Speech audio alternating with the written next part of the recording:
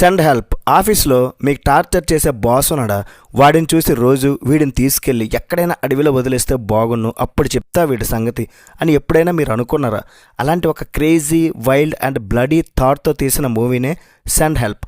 ఇదొక మామూలు survival movie కాదు భయ్య, horror, dark comedy and full on blood bath. ఈ మూవీని డైరెక్ట్ చేసింది ఎవరో తెలుసా?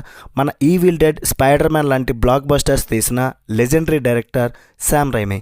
ముందైతే మీరు ఛానల్ అయితే సబ్స్క్రైబ్ చేయండి భయ్య, లైకులు కొట్టండి, ఛానల్ సబ్స్క్రైబ్ చేయండి, సపోర్ట్ చేయండి. ఈ మూవీ ప్రెజెంట్ తెలుగులో అయితే అవైలబుల్ లేదు, తొందరలోనే డెఫినెట్లీ తెలుగులో వస్తుంది. ప్రైమ్ వీడియోలో, అది కూడా అవుట్ ఆఫ్ కంట్రీలో స్ట్రీమింగ్ అవుతుంది. ఫ్యామిలీతో మాత్రం చూడలేం, అలాగని 18+ సీన్స్ అలాంటివి ఏమీ లేవు, కానీ ఒక 2-3 సీన్స్లో మాత్రం ఇబ్బంది పడతారు. సో సింగిల్గా చూసుకోవడం అయితే బెటర్ అని నా ఫీలింగ్. మరి మూవీ నాకేమనిపించింది అంటే, చూశాక ఫుల్ మీల్స్ పెట్టారు భయ్య. రీసెంట్గా వార్ మెషిన్ నచ్చింది, హాలీవుడ్ మూవీ కదా, మళ్ళీ ఈ మూవీతో 100% సాటిస్ఫాక్షన్ దొరికింది. నాకైతే చాలా బాగా నచ్చింది భయ్య మూవీ అయితే. What a vision, what a thought. పిక్చర్లు అయిపోయారు మా టీం అంతా.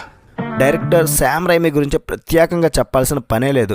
తన పాత సినిమాలైన ఈవిల్ డెడ్ స్టైల్ని మళ్ళీ ఈ సినిమాలో చూపించారు.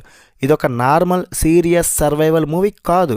ఇందులో డార్క్ కామెడీ, గోర్, రక్తం, వైలెన్స్, మైండ్ బ్లాక్ ట్విస్ట్లు చాలానే ఉన్నాయి. హర్రర్కి డార్క్ కామెడీని మిక్స్ చేసి భలే తీసారబ్బా అసలు. సినిమాటోగ్రఫీ, కెమెరా యాంగిల్స్, ఆ బ్యాక్గ్రౌండ్ మ్యూజిక్ అండ్ లొకేషన్స్ ఈ సినిమాకి అయితే పర్ఫెక్ట్గా సెట్ అయ్యాయి. ఏవి కూడా మీకు డిసప్పాయింట్ చేయవు.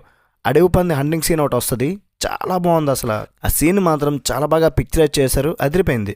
సింపుల్ స్టోరీ లైన్ తీసుకున్నారు. ఒక బాస్ ఉంటాడు, మన హీరోయిన్ అతని దగ్గర పనిచేస్తూ ఉంటుంది. హీరోయిన్ అంటే పడదు, తనని చేతకాని అమ్మాయిలా ఎప్పుడు ట్రోల్ చేసే విధంగా మాట్లాడుతూ ఉంటాడు. ఒక ఫ్లైట్ యాక్సిడెంట్ అవ్వడం, ఇద్దరు ఒక ఐలాండ్లో చిక్కుకుపోతే ఎట్లా ఉంటుంది.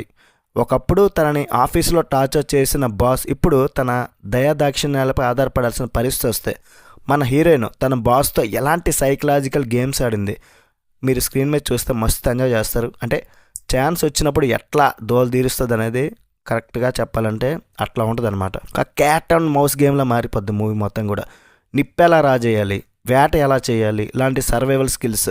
నార్మల్గా ఇలాంటి సీన్స్ అన్నీ కూడా మిగతా రిమైనింగ్ మూవీస్లో చాలా సీరియస్గా చూపిస్తూ ఉంటారు, అక్కడ ఎమోషన్ చాలా ఉంటుంది కదా. అలా కాకుండా ఈ ఫిలింని కాస్త ఫన్నీగా ఇలా డిఫరెంట్గా తీయొచ్చు అనేదాన్ని, ఆ థాట్స్ కూడా ఆ హ్యాట్సాప్ చెప్పాలి డైరెక్టర్కి.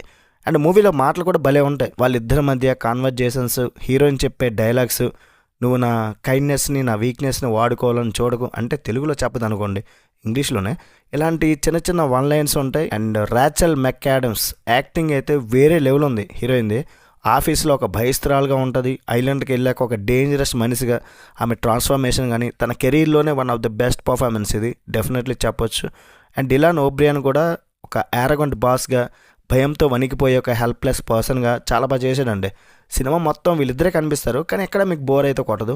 అండ్ సెకండ్ హాఫ్లో కొంచెం స్లో అవుతున్న ఫీలింగ్ వస్తుంటుంది, అది ఒకటి చిన్న మైనస్ అంత. ఫైనల్గా ఒక రెగ్యులర్ సర్వైవల్ డ్రామా లాగా కాకుండా ఒక క్రేజీ అండ్ వైల్డ్ రైడ్, ఇలా మనుషుల నిజస్వరూపం ప్రాణాల మీదకి వచ్చినప్పుడు ఎలా బయటపడుతుంది అనే చాలా బ్రిలియంట్గా, ఫన్నీగా చూపించారు.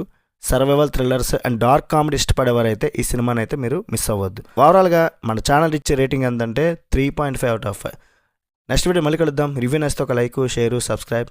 By bye, Jai Hind.